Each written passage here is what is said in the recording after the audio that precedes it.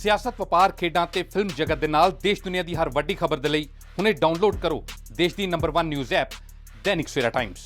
सत श्री अकाल, मैं रचना। दैनिक सवेरा टीवी देख रहे देश विदेश के सारे दर्शकों का बहुत बहुत स्वागत। नजर पाने इस बुलेटिन ਦੀਆਂ ਚੋਣਵੀਆਂ ਖਬਰਾਂ ਤੇ।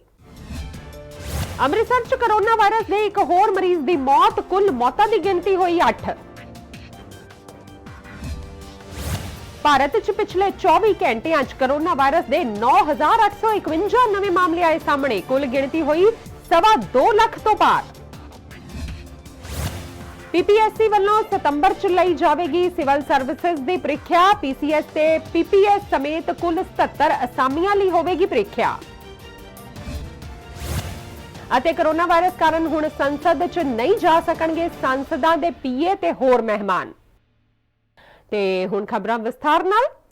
ਅੰਮ੍ਰਿਤਸਰ 'ਚ ਕੋਰੋਨਾ ਵਾਇਰਸ ਤੋਂ ਪੀੜਿਤ ਇੱਕ ਬਜ਼ੁਰਗ ਦੀ ਮੌਤ ਹੋ ਗਈ ਹੈ। 62 ਸਾਲਾ ਇਹ ਬਜ਼ੁਰਗ ਕਟੜਾ ਮੋਤੀ ਰਾਮ ਦਾ ਰਹਿਣ ਵਾਲਾ ਸੀ। ਇਸ ਦੇ ਨਾਲ ਹੀ ਜ਼ਿਲ੍ਹਾ ਅੰਮ੍ਰਿਤਸਰ 'ਚ ਕੋਰੋਨਾ ਵਾਇਰਸ ਨਾਲ ਮਰਨ ਵਾਲੇ ਵਿਅਕਤੀਆਂ ਦੀ ਗਿਣਤੀ 8 ਹੋ ਗਈ ਹੈ। ਖਬਰ ਅੰਮ੍ਰਿਤਸਰ ਤੋਂ, ਜਿੱਥੇ ਕੋਰੋਨਾ ਵਾਇਰਸ ਦੇ ਨਾਲ ਇੱਕ 62 ਸਾਲਾ ਬਜ਼ੁਰਗ ਦੀ ਮੌਤ ਹੋ ਗਈ ਹੈ। ਦੱਸਦੀਏ ਇਹ ਬਜ਼ੁਰਗ ਕਟੜਾ ਮੋਤੀ ਰਾਮ ਨਗਰ ਦਾ ਰਹਿਣ ਵਾਲਾ ਸੀ, ਜਿਸ ਦੀ ਬੀਤੀ ਦੇਰ ਰਾਤ ਕੋਰੋਨਾ ਵਾਇਰਸ ਦੇ ਨਾਲ ਮੌਤ ਹੋ ਗਈ, ਜਿਸ ਤੋਂ ਬਾਅਦ ਹੁਣ ਅੰਮ੍ਰਿਤਸਰ ਵਿੱਚ ਕੋਰੋਨਾ ਵਾਇਰਸ ਦੇ ਨਾਲ ਮਰਨ ਵਾਲਿਆਂ ਦੀ ਗਿਣਤੀ 8 ਹੋ ਗਈ ਹੈ। ਇੱਕ ਵਾਰ ਫੇਰ ਦੱਸ ਦਈਏ, ਅੰਮ੍ਰਿਤਸਰ ਵਿੱਚ ਕੋਰੋਨਾ ਵਾਇਰਸ ਦੇ ਨਾਲ ਇੱਕ 62 ਸਾਲਾ ਬਜ਼ੁਰਗ ਦੀ ਮੌਤ ਹੋ ਗਈ ਹੈ। ਅੰਮ੍ਰਿਤਸਰ ਤੋਂ ਜੋਤੀ ਬਹਿਲ ਦੀ ਰਿਪੋਰਟ, दैनिक सवेरा टीवी। ਪੂਰੀ ਦੁਨੀਆ ਵਿੱਚ ਕੋਰੋਨਾ ਵਾਇਰਸ ਦਾ ਪ੍ਰਕੋਪ ਵਧਦਾ ਜਾ ਰਿਹਾ ਹੈ। ਭਾਰਤ ਵਿੱਚ ਪਿਛਲੇ 24 ਘੰਟਿਆਂ ਦੌਰਾਨ ਕੋਰੋਨਾ ਵਾਇਰਸ ਦੇ 9851 ਨਵੇਂ ਮਾਮਲੇ ਸਾਹਮਣੇ ਆਏ ਨੇ। ਇਸ ਦੇ ਨਾਲ ਪੂਰੇ ਭਾਰਤ ਵਿੱਚ ਕੋਰੋਨਾ ਵਾਇਰਸ ਦੇ ਕੁੱਲ ਮਰੀਜ਼ਾਂ ਦਾ ਅੰਕੜਾ 2.25 ਲੱਖ ਤੋਂ ਪਾਰ ਹੋ ਗਿਆ ਹੈ। ਅਹਿਮ ਖਬਰ ਆ ਰਹੀ ਹੈ। ਪਿਛਲੇ 24 ਘੰਟੇ ਦੇ ਅੰਦਰ ਦੇਸ਼ ਭਰ ਦੇ ਵਿੱਚ ਕੋਰੋਨਾ ਵਾਇਰਸ ਦੇ ਮਰੀਜ਼ਾਂ ਦੀ ਗਿਣਤੀ ਤੇਜ਼ੀ ਨਾਲ ਵਧੀ ਹੈ। ਇੱਕ ਦਿਨ ਦੇ ਵਿੱਚ ਹੀ 9851 ਕੋਰੋਨਾ ਦੇ ਨਵੇਂ ਕੇਸ ਸਾਹਮਣੇ ਆਏ ਨੇ, ਜਦਕਿ 273 ਲੋਕਾਂ ਦੀ ਮੌਤ ਹੋਈ ਹੈ, ਜਿਸ ਦੇ ਨਾਲ ਹੀ ਹੁਣ ਦੇਸ਼ ਭਰ ਦੇ ਵਿੱਚ ਕੋਰੋਨਾ ਦੇ ਮਰੀਜ਼ਾਂ ਦੀ ਕੁੱਲ ਗਿਣਤੀ 2,26,770 ਹੋ ਗਈ ਹੈ। ਹਾਲਾਂਕਿ ਇਹਨਾਂ ਦੇ ਵਿੱਚੋਂ 1,09,462 ਲੋਕ ਠੀਕ ਵੀ ਹੋ ਚੁੱਕੇ ਨੇ ਤੇ ਹੁਣ ਦੇਸ਼ ਭਰ ਦੇ ਵਿੱਚ 1,10,960 ਕੋਰੋਨਾ ਦੇ ਐਕਟਿਵ ਕੇਸ ਨੇ। ਯਾਨੀ ਤੇਜ਼ੀ ਦੇ ਨਾਲ ਲੋਕ ਕੋਰੋਨਾ ਨੂੰ ਹਰਾ ਵੀ ਰਹੇ ਨੇ, ਪਰ ਨਵੇਂ ਮਾਮਲੇ ਵੀ ਲਗਾਤਾਰ ਸਾਹਮਣੇ ਆ ਰਹੇ ਨੇ। ਦਿੱਲੀ ਤੋਂ ਨਿਤਿਨ ਤਿਮਾਨ ਦੀ ਰਿਪੋਰਟ। ਪੀਪੀਐਸਸੀ ਵੱਲੋਂ ਸਤੰਬਰ 'ਚ ਸਿਵਲ ਸਰਵਿਸਿਜ਼ ਦੀ ਪ੍ਰੀਖਿਆ ਲਈ ਜਾ ਰਹੀ ਹੈ। ਇਹ ਪ੍ਰੀਖਿਆ ਪੀਸੀਐਸ ਤੇ ਪੀਪੀਐਸ ਅਧਿਕਾਰੀਆਂ ਸਮੇਤ ਖਾਲੀ ਪਈਆਂ ਕੁੱਲ 77 ਅਸਾਮੀਆਂ ਲਈ ਹੋਵੇਗੀ। ਪੰਜਾਬ ਪਬਲਿਕ ਸਰਵਿਸ ਕਮਿਸ਼ਨ ਦੇ ਵੱਲੋਂ ਸਤੰਬਰ ਦੇ ਵਿੱਚ ਪੀਸੀਐਸ ਅਤੇ ਪੀਪੀਐਸ ਦੇ ਐਗਜ਼ਾਮ ਲਏ ਜਾਣਗੇ। ਇਹਨਾਂ ਪੀਪੀਐਸਸੀ ਕੰਬਾਈਨਡ ਕੰਪੀਟੀਟਿਵ ਐਗਜ਼ਾਮਸ ਦੀ ਐਗਜ਼ੈਕਟ ਡੇਟ ਥੋੜੇ ਦਿਨਾਂ ਬਾਅਦ ਅਨਾਉਂਸ ਹੋਏਗੀ। ਇਹ ਐਗਜ਼ਾਮ ਕੁੱਲ 77 ਵੈਕੈਂਸੀਜ਼ ਦੇ ਵਾਸਤੇ ਲਏ ਜਾਣਗੇ, ਜਿਨ੍ਹਾਂ ਦੇ ਵਿੱਚ 20 ਪੀਸੀਐਸ ਅਫਸਰ, 26 ਡੀਐਸਪੀ, ਇਸ ਤੋਂ ਇਲਾਵਾ 5 ਵੈਕੈਂਸੀਜ਼ ਤਹਿਸੀਲਦਾਰ ਦੀਆਂ ਵੀ ਹੋਣਗੀਆਂ, 2 ਫੂਡ ਸਪਲਾਈ ਅਤੇ consumer affair officer, 2 block development and panchayat officer, 4 assistant registrar ਅਤੇ ਕੋਆਪਰੇਟਿਵ ਸੁਸਾਇਟੀਜ਼ ਦੇ ਵਾਸਤੇ ਵੈਕੈਂਸੀਜ਼ ਹੋਣਗੀਆਂ। ਇਸ ਦੇ ਨਾਲ ਹੀ ਇੱਕ ਵੈਕੈਂਸੀ ਲੇਬਰ ਅਤੇ ਕੌਂਸਿਲੇਸ਼ਨ ਆਫੀਸਰ ਦੇ ਵਾਸਤੇ ਹੋਏਗੀ ਅਤੇ 7 ਇੰਪਲੋਇਮੈਂਟ ਜਨਰੇਸ਼ਨ ਅਤੇ ਟ੍ਰੇਨਿੰਗ ਆਫੀਸਰਸ ਦੇ ਵਾਸਤੇ ਹੋਣਗੀਆਂ। ਇਸ ਦੇ ਨਾਲ ਹੀ ਡਿਪਟੀ ਸੁਪਰੀਡੈਂਟ ਜੇਲ੍ਹ ਅਤੇ ਡਿਸਟ੍ਰਿਕਟ ਪ੍ਰੋਬੇਸ਼ਨ ਆਫੀਸਰ ਗ੍ਰੇਡ 2 ਦੇ ਵਾਸਤੇ 10 ਵੈਕੈਂਸੀਜ਼ ਹੋਣਗੀਆਂ ਤੇ ਕੁੱਲ ਮਿਲਾ ਕੇ 77 ਵੈਕੈਂਸੀਜ਼ ਦੇ ਵਾਸਤੇ ਇਹ ਐਗਜ਼ਾਮ ਹੋਣਗੇ, ਜੋ ਕਿ ਸਤੰਬਰ ਦੇ ਵਿੱਚ ਕਰਾਏ ਜਾਣਗੇ। ਹਾਲਾਂਕਿ ਐਗਜ਼ਾਮ ਦੀ ਐਗਜ਼ੈਕਟ ਡੇਟ ਬਾਅਦ ਦੇ ਵਿੱਚ ਅਨਾਉਂਸ ਕੀਤੀ ਜਾਏਗੀ। दैनिक सवेरा ਲਈ ਰਿਮਾਂਸ਼ੂ ਗਾਬਾ ਦੀ ਰਿਪੋਰਟ। ਕੋਰੋਨਾ ਵਾਇਰਸ ਦੇ ਕਾਰਨ ਹੁਣ ਸੰਸਦਾਂ ਦੇ ਪੀਏ ਸੰਸਦ ਵਿੱਚ ਨਹੀਂ ਜਾ ਸਕਣਗੇ। ਇਸ ਤੋਂ ਇਲਾਵਾ ਸੰਸਦ ਦੇ ਸੇਵਾ ਮੁਕਤ ਮੁਲਾਜ਼ਮਾਂ ਅਤੇ ਮਹਿਮਾਨਾਂ ਤੇ ਵੀ ਲੋਕ ਸਭਾ ਅਤੇ ਰਾਜ ਸਭਾ ਵਿੱਚ ਜਾਣ ਤੇ ਪਾਬੰਦੀ ਲਗਾ ਦਿੱਤੀ ਗਈ ਹੈ। ਇਸ ਵੇਲੇ ਦੀ ਅਹਿਮ ਖਬਰ, ਹੁਣ ਸੰਸਦ ਵਿੱਚ ਸੰਸਦਾਂ ਦੇ ਪੀਏ ਨਹੀਂ ਜਾ ਸਕਣਗੇ। ਦਰਅਸਲ ਇਹ ਫੈਸਲਾ ਕੋਰੋਨਾ ਵਾਇਰਸ ਦੇ ਮੱਦੇਨਜ਼ਰ ਰੱਖਦਿਆਂ ਲਿੱਤਾ ਗਿਆ ਹੈ, ਜਿਸ ਤੋਂ ਬਾਅਦ ਹੁਣ ਰਾਜ ਸਭਾ ਤੇ ਲੋਕ ਸਭਾ ਵਿੱਚ ਸੰਸਦਾਂ ਦੇ ਪੀਏ ਉੱਤੇ ਰੋਕ ਲਗਾ ਦਿੱਤੀ ਗਈ ਹੈ। ਇਸ ਤੋਂ ਇਲਾਵਾ ਕੋਈ ਵੀ ਮਹਿਮਾਨ, ਰਿਟਾਇਰ ਕਰਮਚਾਰੀ, ਸੰਯੁਕਤ ਸੰਚੀਵ ਜਾਂ ਰੈਂਕ ਤੋਂ ਨੀਚੇ ਸਤਰ ਦੇ ਅਧਿਕਾਰੀਆਂ ਦਾ ਪ੍ਰਵੇਸ਼ ਵੀ ਬੰਦ ਕਰ ਦਿੱਤਾ ਗਿਆ ਹੈ। ਇੱਕ ਵਾਰ ਫੇਰ ਦੱਸ ਦਈਏ, ਹੁਣ ਸੰਸਦ ਵਿੱਚ ਸੰਸਦਾਂ ਦੇ ਪੀਏ ਜਾਂ ਸਹਾਇਕ ਦੇ ਪ੍ਰਵੇਸ਼ ਦੇ ਉੱਤੇ ਰੋਕ ਲਗਾ ਦਿੱਤੀ ਗਈ ਹੈ। ਦਿੱਲੀ ਤੋਂ ਨਿਤਿਨ ਤਿਮਾਨ ਦੀ ਰਿਪੋਰਟ, दैनिक सवेरा टीवी। ਜਲੰਧਰ 'ਚ ਨੀਮਾਂ ਦੀਆਂ ਧੱਜੀਆਂ ਉਡਾਉਣ ਵਾਲੇ ਇੱਕ ਰੈਸਟੋਰੈਂਟ ਤੇ ਪੁਲਿਸ ਨੇ ਕਾਰਵਾਈ ਕੀਤੀ ਹੈ। ਪਤਾ ਲੱਗਾ ਹੈ ਕਿ ਜਲੰਧਰ ਲੁਧਿਆਣਾ ਬਾਈਪਾਸ ਤੇ ਇੱਕ ਰੈਸਟੋਰੈਂਟ ਵਿੱਚ ਗਾਹਕਾਂ ਨੂੰ ਬਿਠਾ ਕੇ ਖਾਣਾ ਪਰੋਸਿਆ ਜਾ ਰਿਹਾ ਸੀ।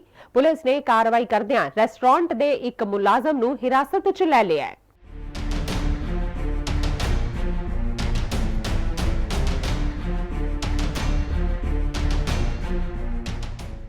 ਜਲੰਧਰ ਲੁਧਿਆਣਾ ਬਾਈਪਾਸ ਤੇ ਸਥਿਤ ਤੰਦੂਰੀ ਬਾਈਟਸ ਨਾਮ ਦੇ ਰੈਸਟੋਰੈਂਟ ਤੇ ਪੁਲਿਸ ਵੱਲੋਂ ਛਾਪੇ ਮਾਰ ਕੇ ਰੈਸਟੋਰੈਂਟ ਦੇ ਇੱਕ ਕਰਮਚਾਰੀ ਨੂੰ ਗ੍ਰਿਫਤਾਰ ਕੀਤਾ ਗਿਆ। ਦਰਅਸਲ ਜਾਣਕਾਰੀ ਦੇ ਮੁਤਾਬਕ ਤੰਦੂਰੀ ਬਾਈਟਸ ਵਿੱਚ ਨਿਯਮਾਂ ਦੀ ਉਲੰਘਣਾ ਕਰਦੇ ਹੋਏ ਦੇਰ ਰਾਤ ਲੋਕਾਂ ਨੂੰ ਰੈਸਟੋਰੈਂਟ ਵਿੱਚ ਬਿਠਾ ਕੇ ਸ਼ਰਾਬ ਤੇ ਨਾਨ ਵੈਜ ਪਰੋਸਿਆ ਜਾ ਰਿਹਾ ਸੀ, ਜਿਸ ਦੀ ਜਾਣਕਾਰੀ ਮਿਲਦੇ ਹੀ ਪੁਲਿਸ ਮੌਕੇ ਤੇ ਪਹੁੰਚੀ ਅਤੇ ਪੁਲਿਸ ਵੱਲੋਂ ਛਾਪੇਮਾਰੀ ਕੀਤੀ ਗਈ। ਇਸ ਦੌਰਾਨ ਤੰਦੂਰੀ ਬਾਈਟਸ ਦੇ ਇੱਕ ਕਰਮਚਾਰੀ ਖਿਲਾਫ FIR ਵੀ ਦਰਜ ਕੀਤੀ ਗਈ। ਕਾਰਵਾਈ ਜੋ ਵੀ ਬਣਦੀ ਹੈ ਅਸੀਂ ਵੈਰੀਫਾਈ ਕਰ ਰਹੇ ਹਾਂ। ਉਹਦੇ ਤੰਦੂਰੀ ਬਾਈਟ ਦੇ ਹੋਟਲ ਅੰਦਰ ਕੋਈ ਆਦਮੀ ਨਹੀਂ ਸੀ। ਬਾਹਰ ਜਿਹੜਾ ਤੁਸੀਂ ਕੀਤਾ ਆਪਰੇਸ਼ਨ ਉਹਦੇ ਮੁਤਾਬਕ ਅਸੀਂ ਜੋ ਵੀ ਤਸਦੀਕ ਕਰਕੇ ਕਾਰਵਾਈ ਕਰ ਰਹੇ ਹਾਂ। ਜਲੰਧਰ ਤੋਂ ਵਿਨੇ ਸ਼ਰਮਾ ਦੀ ਰਿਪੋਰਟ, ਦੈਨਿਕ ਸਵੇਰਾ ਟੀਵੀ। ਜਗਰਾਉਂ 'ਚ ਪੇਂਡੂ ਮਜ਼ਦੂਰ ਯੂਨੀਅਨ ਵੱਲੋਂ ਸਰਕਾਰ ਖਿਲਾਫ ਪ੍ਰਦਰਸ਼ਨ ਕੀਤਾ ਗਿਆ। ਮਜ਼ਦੂਰ ਆਗੂਆਂ ਨੇ ਮੰਗ ਕੀਤੀ ਹੈ ਕਿ ਸਰਕਾਰ ਕਰੋਨਾ ਵਾਇਰਸ ਕਾਰਨ ਲਗਾਏ ਲਾਕਡਾਊਨ ਦੌਰਾਨ ਬੇਰੁਜ਼ਗਾਰ ਹੋਏ ਮਜ਼ਦੂਰਾਂ ਨੂੰ ਬਣਦਾ ਮੁਆਵਜ਼ਾ ਦੇਵੇ ਅਤੇ ਮਜ਼ਦੂਰਾਂ ਦਾ ਸਮੁੱਚਾ ਕਰਜ਼ਾ ਮਾਫ ਕੀਤਾ ਜਾਵੇ। ਜਗਰਾਉਂ 'ਚ ਪੇਂਡੂ ਮਜ਼ਦੂਰ ਯੂਨੀਅਨ ਨੇ ਸਰਕਾਰ ਖਿਲਾਫ ਆਪਣਾ ਰੋਸ ਪ੍ਰਦਰਸ਼ਨ ਕੀਤਾ। ਯੂਨੀਅਨ ਨੇ ਮੰਗ ਕੀਤੀ ਹੈ ਕਿ ਉਹਨਾਂ ਦੇ ਮਜ਼ਦੂਰ ਭਾਈ ਭੁੱਖ ਦਾ ਸਾਹਮਣਾ ਕਰ ਰਹੇ ਨੇ ਤੇ ਸਰਕਾਰ ਉਹਨਾਂ ਲਈ 6 ਮਹੀਨੇ ਲਗਾਤਾਰ ਉਹਨਾਂ ਦੇ ਖਾਤੇ 'ਚ ਪੈਸੇ ਪਵਾਵੇ ਅਤੇ ਉਹਨਾਂ ਨੂੰ ਮਕਾਨ ਬਣਾ ਕੇ ਦੇਵੇ। ਜਿਹੜੇ ਬੇਰੁਜ਼ਗਾਰ ਹੋਇਆ ਕਰਤੀ, ਚਾਹੇ ਉਹ ਮਨਰੇਗਾ ਮਜ਼ਦੂਰ ਆ ਚਾਹੇ ਮਨਰੇਗਾ ਤੋਂ ਬਿਨਾਂ ਵਾ, ਸਾਡੀ ਮੰਗ ਆ ਕਿ ਉਹਨਾਂ ਮਜ਼ਦੂਰਾਂ ਨੂੰ ਜਿਹੜੀ ਸਰਕਾਰ ਆ ਮਿਨੀਮਮ ਵੇਜ ਦੇ ਹਿਸਾਬ ਦੇ ਨਾਲ ਘੱਟੋ ਘੱਟ ਉਜਰਤ ਆ ਜਿਹੜੀ ਉਹ ਉਹਨਾਂ ਦੇ ਖਾਤਿਆਂ 'ਚ ਪਾਵੇ 6 ਮਹੀਨੇ ਲਈ। ਠੀਕ ਹੈ, ਕਿਉਂਕਿ ਇਹ ਬੇਰੁਜ਼ਗਾਰੀ ਦੇ ਕਾਰਨ ਜਿਹੜੇ ਅਸਾਰੀ ਦੇ ਕੰਮ ਠੱਪ ਹੋ ਗਏ। ਜਿੰਨੇ ਕੰਮ ਖੇਤੀ ਦੇ ਕੰਮ 'ਚ ਨਹੀਂ ਖੁੱਲ੍ਹ ਕੇ ਚੱਲਿਆ, ਮੰਡੀਆਂ ਦੇ ਕੰਮ 'ਚ ਘਾਟੇ ਪਏ ਆ, ਅਨਾਜ ਮੰਡੀਆਂ ਦੇ ਕੰਮ 'ਚ ਪੈਂਟਰ ਦਾ ਕੰਮ ਖੜ੍ਹ ਗਿਆ ਤੇ ਟੇਲਰ ਮਾਸਟਰਾਂ ਦੇ ਕੰਮ ਖੜ੍ਹ ਗਏ। ਸਾਰੇ ਕੁੱਲ ਟੋਟਲ ਜਿਹੜੇ ਕਾਰੋਬਾਰ ਖੜ੍ਹ ਗਏ। ਇਸ ਕਰਕੇ ਸਾਡੀ ਸਰਕਾਰ ਤੋਂ ਮੰਗ ਆ ਵੀ ਘੱਟੋ ਘੱਟ ਮਿਨੀਮਮ ਵੇਜ ਦੇ ਹਿਸਾਬ ਦੇ ਨਾਲ ਸਰਕਾਰ ਉਹਨਾਂ ਦੇ ਖਾਤਿਆਂ 'ਚ ਜਿਹੜੀ ਮੁਆਵਜ਼ਾ ਰਾਸ਼ੀ ਪਾਵੇ। ਅੱਜ ਰੋਸ ਪ੍ਰਦਰਸ਼ਨ ਕਿੰਨੇ ਜਥੇਬੰਦੀਆਂ ਇਕੱਠੇ ਹੋ ਕੇ ਕਰ ਰਹੇ ਹੋ? ਅੱਜ ਜੀ ਸਰ ਪੇਂਡੂ ਮਜ਼ਦੂਰ ਇਕੱਲੇ ਹੋ? ਹਾਂ, ਪੇਂਡੂ ਮਜ਼ਦੂਰ ਯੂਨੀਅਨ ਵੱਲੋਂ।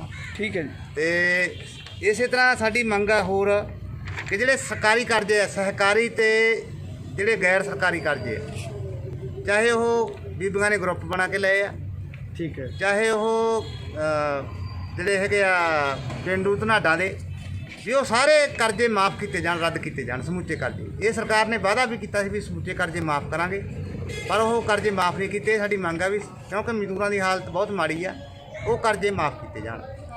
ਤੇ ਇਸੇ ਤਰ੍ਹਾਂ ਜਿਹੜੇ ਬੇਜ਼ਮੀਨੇ ਲੋਕ ਆ ਉਹਨਾਂ ਲਈ ਰਿਜ਼ਰਵ ਪੈਲੀ ਆ ਦਲਿਤਾਂ ਲਈ, ਉਹ ਜਿਹੜੀ ਪੈਲੀ ਆ 33% ਆਪਣੇ ਤੀਜਾ ਹਿੱਸਾ ਪੈਲੀ ਦਾ, ਉਹ ਤੀਜਾ ਹਿੱਸਾ ਪੈਲੀ ਘੱਟ ਰੇਟ ਤੇ ਦਲਿਤ ਮਜ਼ਦੂਰਾਂ ਨੂੰ ਉਹ ਸਾਂਝੀ ਖੇਤੀ ਕਰਨ ਵਾਸਤੇ ਦਿੱਤਾ ਜਾਵੇ। ਜਿੰਨੇ ਵੀ ਆਰਥਿਕ ਤੌਰ ਤੇ ਜਿਹੜੇ ਹੈਗੇ ਆ ਦੂਜੇ ਡਾਊਨ ਪਰਿਵਾਰ ਆ, ਬੇਜ਼ਮੀਨੇ ਆ, ਜਿਨ੍ਹਾਂ ਕੋਲੇ ਪੈਦਾਵਾਰੀ ਸਾਧਨ ਨੇ, ਸਭ ਨੂੰ ਮਿਲਣੇ ਚਾਹੀਦੇ ਆ। ਇਹ ਅੱਜ ਦਾ ਸਾਡਾ ਇਹ ਮੰਗਾਂ ਜੀ। ਦੂਜੇ ਪਾਸੇ BDO ਅਮਰਿੰਦਰ ਸਿੰਘ ਨੇ ਕਿਹਾ ਕਿ ਕੁਝ ਮੰਗਾਂ ਉਹਨਾਂ ਦੇ ਮਹਿਕਮੇ ਨਾਲ ਸੰਬੰਧਿਤ ਨੇ ਅਤੇ ਉਹਨਾਂ ਨੂੰ ਵੇਖ ਕੇ ਉਹਨਾਂ ਦੀਆਂ ਮੰਗਾਂ ਨੂੰ ਸਰਕਾਰ ਤੱਕ ਪਹੁੰਚਾਇਆ ਜਾਏਗਾ। ਇਸ ਦੇ ਨਾਲ ਹੀ ਉਹਨਾਂ ਨੂੰ ਬਣਦਾ ਮੁਆਵਜ਼ਾ ਵੀ ਦੇਣ ਦੀ ਕੋਸ਼ਿਸ਼ ਕੀਤੀ ਜਾਏਗੀ। ਸਰਪਾਲ ਸਿੰਘ BDPO ਜਗਰਾਉਂ ਜੀ। ਅੱਜ ਮੇਰੇ ਕੋਲ ਪੇਂਡੂ ਮਜ਼ਦੂਰ ਯੂਨੀਅਨ ਪੰਜਾਬ ਜੀ ਵੱਲੋਂ ਕੁਝ ਨੁਮਾਇੰਦੇ ਆਏ ਆ, ਨਾਲ ਇਹਨਾਂ ਦੇ ਲੇਬਰਰਸ ਤੇ ਕਈ ਹੋਰ ਪਿੰਡ ਵਾਸੀ ਆਏ ਆ ਜਿਨ੍ਹਾਂ ਨੇ ਆਪਣਾ ਮੰਗ ਪੱਤਰ ਦਿੱਤਾ, ਜਿਹਨੂੰ ਵਿਚਾਰਨ ਤੇ ਦੇਖਿਆ ਗਿਆ ਕਿ ਇਹਦੇ ਵਿੱਚ ਕੁਝ ਮੰਗਾਂ ਨੇ ਉਹ ਸਾਡੇ ਮਹਿਕਮੇ ਦੇ ਨਾਲ ਸੰਬੰਧਿਤ ਨੇ, ਜਿਵੇਂ ਕਿ ਲਾਕਡਾਊਨ ਦੇ ਦੌਰਾਨ ਨਰੇਗਾ ਦੇ ਮਜ਼ਦੂਰਾਂ ਨੂੰ ਕੰਮ ਨਹੀਂ ਮਿਲਿਆ ਹੈਗਾ ਤੇ ਕੁਝ ਕਰਜ਼ੇ ਦੇ ਇਸ਼ੂਜ਼ ਹੈਗੇ ਆ ਉਹ ਹਟਾਏ ਜਾਣ, ਪਲੱਸ ਇੱਕ ਸਾਡੇ ਡਿਪਾਰਟਮੈਂਟ ਨਾਲ ਰਿਲੇਟਡ ਇਸ਼ੂ ਹੈ ਕਿ ਉਹਨਾਂ ਨੂੰ ਆਵਾਸ ਯੋਜਨਾ ਹੇਠ ਮਕਾਨ ਦਿੱਤੇ ਜਾਣ। ਸੋ ਜਿਹੜੀ ਸਾਡੇ ਡਿਪਾਰਟਮੈਂਟ ਦੀ ਕਾਰਵਾਈ ਹੈਗੀ ਐਜ਼ ਪਰ ਰੂਲਸ ਅਸੀਂ ਉਹ ਇਹਦੇ ਤੇ ਕਰਾਂਗੇ, ਪਲੱਸ ਜਿਹੜੇ ਇਹਨਾਂ ਦੇ ਮਸਲੇ ਹੋਰ ਡਿਪਾਰਟਮੈਂਟਸ ਨਾਲ ਕੰਸਰਨਡ ਹੋਗੇ ਉਹਨਾਂ ਨੂੰ ਲਿਖਾਂਗੇ ਤੇ ਮੈਂ ਇਹਨਾਂ ਨੂੰ ਅਸ਼ੋਰ ਕਰਦਾ ਹਾਂ ਤੁਹਾਡੇ ਮੀਡੀਅਮ ਰਾਹੀਂ ਕਿ ਐਜ਼ ਪਰ ਲਾਅ ਕਾਨੂੰਨ ਮੁਤਾਬਕ ਜੋ ਵੀ ਇਹਨਾਂ ਦੀ ਕਾਰਵਾਈ ਹੋਣ ਵਾਲੀ ਹੈ ਉਹ ਅਸੀਂ ਜ਼ਰੂਰ ਕਰਾਂਗੇ ਤੇ ਜਲਦੀ ਕਰਾਂਗੇ ਤਾਂ ਕਿ ਜਿਹੜੀ ਵੀ ਕੋਈ ਲੋਕਾਂ ਨੂੰ ਸਮੱਸਿਆ ਆ ਰਹੀ ਹੈ ਜਾਂ ਅੱਗੋਂ ਆਉਣ ਦਾ ਅੰਦੇਸ਼ਾ ਹੈ ਉਹ ਦੂਰ ਹੋ ਜਾਵੇ। ਸਵੇਰਾ ਟਾਈਮਸ ਲਈ ਜਗਰਾਉਂ ਤੋਂ ਦਵਿੰਦਰ ਜੈਨ ਦੀ ਰਿਪੋਰਟ। ਪਹਿਲਾਂ ਤੋਂ ਹੀ ਕੁਦਰਤ ਦੀ ਮਾਰ ਝੱਲ ਰਹੇ ਕਿਸਾਨਾਂ ਨੂੰ ਇਸ ਵਾਰ ਇੱਕ ਹੋਰ ਮਾਰ ਪੈ ਗਈ ਹੈ।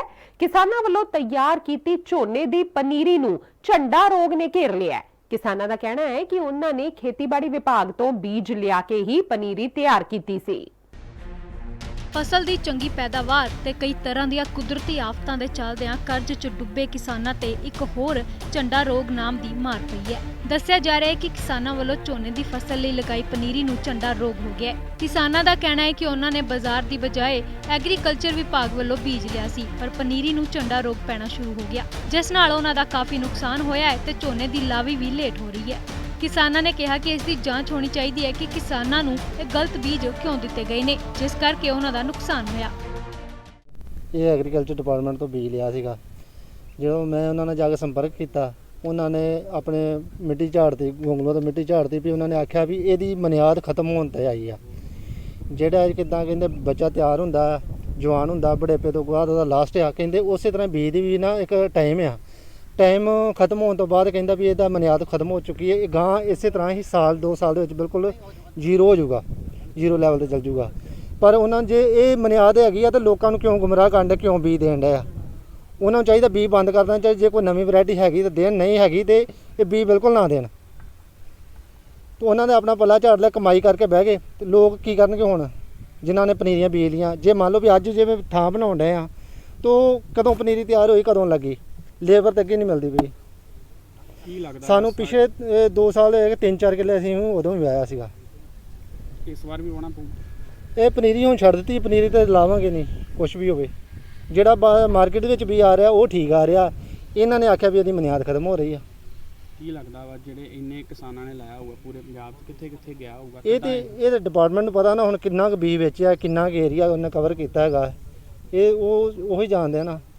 ਜਿਸ ਤਰ੍ਹਾਂ ਲੱਗਣ ਡਿਆ ਵੀ ਕਿਸਾਨੀ ਖਤਮ ਆ, ਡੁੱਬ ਚੁੱਕੀ ਕੀ ਕਿਸਾਨ। ਲੱਗਦਾ ਕਿੰਨੇ ਕੁ ਵੱਡੇ ਪੱਧਰ ਤੇ ਕਿਸਾਨਾਂ ਨੂੰ ਇਹਦਾ ਨੁਕਸਾਨ ਲੱਗਦਾ? ਬਹੁਤ ਵੱਡੇ ਲੈਵਲ ਤੇ ਨੁਕਸਾਨ ਹੈ ਜੀ। ਕੀ ਮੰਗ ਕਰਦੇ? ਮੰਗ ਇਹੋ ਹੀ ਆ ਵੀ ਇਹਨਾਂ ਦਾ ਸਰਕਾਰ ਨੇ ਦੇਣਾ ਤਾਂ ਕੁਛ ਹੈ ਨਹੀਂ। ਇਹ ਤਾਂ ਮੰਗ ਕੀਤੀ ਵੀ ਉਹੋ ਜੀ, ਨਾ ਕੀਤੀ ਵੀ ਉਹੋ ਜੀ। ਇਹਦੇ ਅੱਗੇ ਆਪਣੇ ਸਿਰ ਡਹਿ ਜੋ ਕੁਛ ਵੀ ਕਰਨ ਦੇ ਜ਼ਿਮੀਂਦਾਰ। ਕੋਈ ਮੰਗ ਕਰਦੇ ਹੋ ਇਹਦੀ ਜਾਂਚ ਹੋਣੀ ਚਾਹੀਦੀ ਹੈ ਜਾਂ ਕਿਵੇਂ? ਜਾਂਚ ਤਾਂ ਹੋਣੀ ਚਾਹੀਦੀ ਆ, ਬਿਲਕੁਲ ਕਲੀਅਰ ਹੈ ਚ ਵੀ ਇਹ ਬੀਜ ਕਿੱਥੋਂ ਲਿਆਂਦਾ ਗਿਆ, ਉਹਨੂੰ ਸਾਰਾ ਪਤਾ ਕੀਤਾ ਜਾਣਾ ਚਾਹੀਦਾ। ਕੀ ਕਾਰਨ ਸੀਗਾ ਬੀਜ ਇਦਾਂ ਦਾ ਦੇਣ ਦਾ? ਉਹਦੇ 'ਚ ਵੀ ਸਾਡੇ ਕੋਲ ਪੰਸੀਡ ਦਾ ਇਹ ਸੀਡ ਆਇਆ ਸੀ 15/9 ਦਾ। ਜਿਵੇਂ ਤੁਸੀਂ ਕਹਿ ਰਹੇ ਵੀ ਉਹਦੇ 'ਚ ਝੰਡਾ ਰੋਗ ਦਾ ਕੋਈ ਸ਼ਿਕਾਇਤ ਆਈ ਹੈ। ਉਹਦੇ 'ਚ ਵੀ ਇੱਕ ਤੇ ਇਹ ਡਿਜ਼ੀਜ਼ ਜਿਹੜੀ ਆ ਸੀਡ ਬੋਰਨ ਆ, ਇਹ ਸੋਇਲ ਬੋਰਨ ਆ। ਹੋ ਸਕਦਾ ਆ ਕਿ ਫਾਰਮਰ ਨੇ ਉੱਥੇ ਪਨੀਰੀ ਬੀਜੀ ਹੈ ਜਿੱਥੇ ਲਾਸਟ ਟਾਈਮ ਉਹਨੇ ਇਹ 15/9 ਜਾਂ 11 ਬੀਜੀ ਹੋਈ। ਕਿਉਂਕਿ ਇਹਨਾਂ ਦੋਨਾਂ ਵੈਰਾਈਟੀਆਂ 'ਤੇ ਝੰਡਾ ਰੋਗ ਆਮ ਗੱਲ ਆਉਂਦਾ ਹੈ। ਬਾਕੀ ਇਹ ਵੀ ਫਾਰਮਰ ਨੂੰ ਗਾਈਡ ਵੀ ਕੀਤਾ ਜਾਂਦਾ ਹੈ ਜਦੋਂ ਸੀਡ ਲੈ ਕੇ ਜਾਂਦਾ ਵੀ ਇਹਨੂੰ ਜਿਹੜਾ ਸੀਡ ਆ ਇਹਨੂੰ ਆਪਣੀ ਟ੍ਰੀਟਮੈਂਟ ਨਹੀਂ ਹੋਈ, ਇਹਨੂੰ ਬਾਜ਼ਾਰੋਂ ਲੈ ਕੇ ਸਪ੍ਰਿੰਟ ਦਵਾਈ ਹੁੰਦੀ ਹੈ, ਉਹ 3 ਗ੍ਰਾਮ ਪਰ kg ਦੇ ਨਾਲ ਉਹਨੂੰ ਸੋਧ ਕੇ ਓਵਰਨਾਈਟ ਨੂੰ ਰੱਖ ਕੇ ਧੋ ਕੇ ਉਹਦੇ ਵਿੱਚ ਤੇ ਫਿਰ ਉਹਨੂੰ ਨੈਕਸਟ ਡੇ ਉਹਦੀ ਸਵਿਮ ਕਰਨੀ ਚਾਹੀਦੀ ਹੈ। ਉਹਨਾਂ ਕਾਫੀ ਹੱਦ ਤੱਕ ਜਿਹੜਾ ਹੈ ਇਹ ਕੰਟਰੋਲ ਹੋ ਜਾਂਦਾ।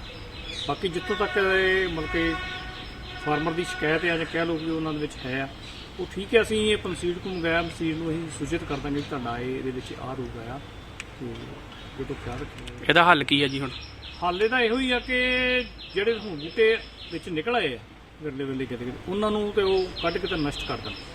ਬਾਕੀ ਉਸ ਤੋਂ ਬਾਅਦ ਜਦੋਂ ਉਹਨਾਂ ਟ੍ਰਾਂਸਪਲਾਂਟ ਕਰਨੀ ਆ ਉਸ ਤੋਂ ਪਹਿਲਾਂ ਉਹਨਾਂ ਨੂੰ ਪ੍ਰੋਪੀਕੋਨਾਜ਼ੋਲ ਦੇ ਘੋਲ ਦੇ ਵਿੱਚ ਸ਼ਾਮ ਨੂੰ ਪਨੀਰੀ ਪੁੱਟ ਕੇ ਉਹਦੀਆਂ ਜੜ੍ਹਾਂ ਉਹਦੇ ਵਿੱਚ ਘੋਲ ਦੇ ਵਿੱਚ ਪਾਣੀ ਦੇ ਵਿੱਚ ਮਿਕਸ ਕਰਕੇ ਪ੍ਰੋਪੀਕੋਨਾਜ਼ੋਲ ਰਾਤ ਉਹਦੇ ਵਿੱਚ ਰਹਿਣ ਦਾ ਤੇ ਸਵੇਰੇ ਉਹਨੂੰ ਨੈਕਸਟ ਟਾਈਮ ਡੇ ਉਹਨੂੰ ਟ੍ਰਾਂਸਪਲਾਂਟ ਕਰ ਉਹਨਾਂ ਕਾਫੀ ਹੱਦ ਤੱਕ ਦਾ ਕੰਟਰੋਲ ਜਿਹੜਾ ਕੀ ਗਾਰੰਟੀ ਆ ਵੀ ਜਦੋਂ ਬਾਅਦ ਦੇ ਵਿੱਚ ਉਹ ਬਿਲਕੁਲ ਸਹੀ ਫਸਲ ਹੋਏਗੀ, ਨੁਕਸਾਨ ਤਾਂ ਨਹੀਂ ਹੋਏਗਾ ਕਿਸਾਨਾਂ ਦਾ? ਇਹ ਬਲਕਿ ਯੂਨੀਵਰਸਿਟੀ ਦੀ ਰਿਕਮੈਂਡੇਸ਼ਨ ਆ, ਉਹ ਅਸੀਂ ਤੁਹਾਨੂੰ ਦੇ ਰਹੇ ਹਾਂ।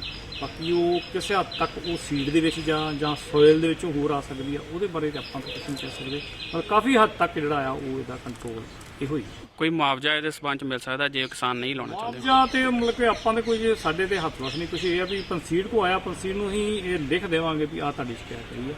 ਬਾਕੀ ਮੁਆਵਜ਼ੇ ਬਾਰੇ ਅਸੀਂ ਕੋਈ ਤੁਹਾਨੂੰ। ਮੇਰਾ ਨਾਮ ਭਾਜੀ ਲਖਬੀਰ ਸਿੰਘ ਹੈ, ਠੀਕ ਹੈ। ਤੇ ਬੇਨਤੀ ਅਸੀਂ ਇਹ ਕਰਨ ਲੱਗੇ ਆ ਕਿ ਪਹਿਲਾਂ ਤਾਂ ਸਾਨੂੰ ਇਹ ਛੱਛੋਪੰਜੇ 'ਚ ਪਏ ਆ ਕਿ ਅਸੀਂ ਕਿਹੜੀ ਵੈਰਾਈਟੀ ਲਾਈਏ ਤੇ ਕਿਹੜੀ ਨਾ ਲਾਈਏ, ਕਿਉਂਕਿ ਲੋਕਡਾਊਨ ਦਾ ਪਤਾ ਕੋਈ ਨਹੀਂ ਕਿੰਨਾ ਚਿਰ ਚੱਲਣਾ, ਠੀਕ ਹੈ ਜੀ। ਫਿਰ ਅਸੀਂ ਕੀ ਕੀਤਾ ਕਿ ਅਸੀਂ ਖੇਤੀਬਾੜੀ ਮਹਿਕਮੇ ਕੋਲ ਲੈ ਕੇ ਪੰਸੀਡ ਦਾ ਬੀਜ ਲਿਆ ਕੇ 1509 ਦਾ ਬੀਜਿਆ ਜੀ, ਔਰ ਬੜੇ ਵਿਸ਼ਵਾਸ ਨਾਲ ਬੀਜਿਆ ਕਿ ਬਾਜ਼ਾਰੋਂ ਲੈ ਕੇ ਆਵਾਂਗੇ ਉਹ ਨਾ ਤਾਂ ਕੋਈ ਬਿੱਲ ਦਿੰਦੇ ਨੇ ਤੇ ਨਾ ਹੀ ਕੋਈ ਵਾਰੰਟੀ ਵਗੈਰਾ ਦਿੰਦੇ ਕਿ ਠੀਕ ਹੈ। ਹੁਣ ਇਹ ਕਿਹਾ ਕਿ ਇਹ ਸਾਰੇ ਬੂਟੇ ਜਿਹੜੇ ਆ, ਇੱਕ ਹੁੰਦੀ ਝੰਡੀ ਰੋਗ ਜਿਹੜੀ ਦਸਾਰੂ ਬੂਟੇ ਨਿਕਲਣ ਵਾਲੇ, ਉਹ ਸਾਡੀ ਪਨੀਰੀ ਦੇ ਵਿੱਚੋਂ ਹੁਣ ਤੋਂ ਹੀ ਚਾਲੂ ਹੋ ਗਏ ਨਿਕਲਣੇ। ਔਰ ਜਦੋਂ ਇਹ ਪਨੀਰੀ ਪੁੱਟ ਕੇ ਅਸੀਂ ਲਾਵਾਂਗੇ, ਖੇਤਾਂ ਦੇ ਵਿੱਚ ਲਾਵਾਂਗੇ, ਇਹ ਤਕਰੀਬਨ ਸਾਰੇ ਹੀ ਇਸੇ ਤਰ੍ਹਾਂ ਨਿਕਲ ਆਉਣੇ ਆ ਤੇ ਜਿਹੜਾ ਸਾਡਾ ਬਹੁਤ ਜ਼ਿਆਦਾ ਹੀ ਮਾਲੀ ਨੁਕਸਾਨ ਹੋਣਾ। ਅਸੀਂ ਬੇਨਤੀ ਕਰਦੇ ਹਾਂ ਖੇਤੀਬਾੜੀ ਮਹਿਕਮੇ ਕੋ ਕਿ ਖੇਤੀਬਾੜੀ ਮਹਿਕਮੇ ਵੀ ਘਰ ਬੀਜ ਨਹੀਂ ਤਿਆਰ ਕੀਤਾ, ਇਹਨਾਂ ਪੰਛੀ ਦਾ ਬੀਜ ਜਿੱਥੋਂ ਮੰਗਾਇਆ ਵਾ ਉੱਥੋਂ ਇਹਦੀ ਇਨਕੁਆਇਰੀ ਕਰਕੇ ਇਹ ਪਤਾ ਕੀਤਾ ਜਾਵੇ ਕਿ ਇਹ ਬੀਜ ਇਸ ਤਰ੍ਹਾਂ ਕਿਉਂ ਤਿਆਰ ਕੀਤਾ ਗਿਆ ਵਾ ਔਰ ਜ਼ਿਮੀਂਦਾਰ ਦਾ ਕਿਉਂ ਨੁਕਸਾਨ ਹੋ ਰਿਹਾ। ਕਿੰਨੀ ਪੈਲੀ ਤੁਹਾਡੀ ਤੇ ਕਿੰਨੀ ਤੁਸੀਂ ਕਦੋਂ ਦੀ ਲਾ ਰਹੇ ਹੋ? ਮੈਂ ਵੇਖੋ ਜੀ ਅਸੀਂ ਵੰਡ ਕੇ ਸਾਰੀ ਲਾਉਣੀ, ਕੋਈ 5-5 7-7 ਕਿੱਲੇ 7-7 8-8 ਕਿੱਲੇ, ਕੋਈ 11 ਕਿੱਲੇ ਲਗਾਵਾਂਗੇ, ਕੋਈ 1500 ਲਵਾਵਾਂਗੇ ਤੇ ਕੁਝ ਹੈਗੀ 121 ਵੈਰਾਈਟੀ ਉਹ ਲਾਵਾਂਗੇ। ਲੇਕਿਨ ਸਾਨੂੰ ਜ਼ਿਆਦਾ ਸ਼ਿਕਾਇਤ ਜਿਹੜੀ 1509 ਦੇ ਵਿੱਚ ਆ ਰਹੀ ਹੈ। ਕਿੰਨਾ ਕੁ ਨੁਕਸਾਨ ਲੱਗਦਾ ਤੁਹਾਨੂੰ? ਕੁੱਲ ਘੱਟੋ ਘੱਟ ਹੀ ਸਾਨੂੰ ਤਾਂ ਲਾ ਲਓ ਵੀ 8 ਕਿੱਲੇ ਮੈਂ ਲਾਉਣੀ ਸੀ, ਇਹ 8 ਕਿੱਲਿਆਂ ਦਾ ਨੁਕਸਾਨ ਤੁਸੀਂ ਲਾ ਲਓ ਵੀ ਔਸਤ ਕੱਢ ਲਓ ਤੁਸੀਂ। ਕੀ ਮੰਗ ਕਰਦੇ ਜੀ? ਮੰਗ ਇਹ ਕਰਦੇ ਕਿ ਵੇਖੋ ਜੀ, ਪਹਿਲੀ ਗੱਲ ਮੰਗ ਕਰਨ ਤੋਂ ਪਹਿਲਾਂ ਇਹ ਕਹਿੰਦੇ ਕਿ ਜੇ ਅਸੀਂ ਅੱਜ ਪਨੀਰੀ ਤਿਆਰ ਕਰਦੇ ਹਾਂ, ਅੱਜ ਬੀਜਦੇ ਹਾਂ ਔਰ ਬਹੁਤ ਕਾਫੀ ਲੇਟ ਹੋ ਜਾਣੀ ਹੈ, ਠੀਕ ਹੈ। ਔਰ ਇਹਦੇ ਵਿੱਚ ਨੁਕਸਾਨ ਸਾਨੂੰ ਝੱਲਣਾ ਪੈਣਾ, ਨਵਾਂ ਬੀਜ ਲਿਆਵਾਂਗੇ, ਖਾਦ ਪਾਵਾਂਗੇ, ਫਿਰ ਜੋ ਪੈਲੀ ਬਣਾਵਾਂਗੇ। ਸਵੇਰਾ ਟਾਈਮਸ ਲਈ ਅਜਨਾਲਾ ਤੋਂ ਪੰਕਜ ਮੱਲੀ ਦੀ ਰਿਪੋਰਟ। ਤੇ ਸਨ ਹੁਣ ਤੱਕ ਦੀਆਂ ਖਬਰਾਂ। ਮੈਨੂੰ ਰਚਨਾ ਨੂੰ ਦਿਓ ਇਜਾਜ਼ਤ। ਹੋਰ ਤਾਜ਼ਾ ਜਾਣਕਾਰੀ ਲਈ ਵੇਖਦੇ ਰਹੋ ਦੈਨਿਕ ਸਵੇਰਾ ਟੀਵੀ।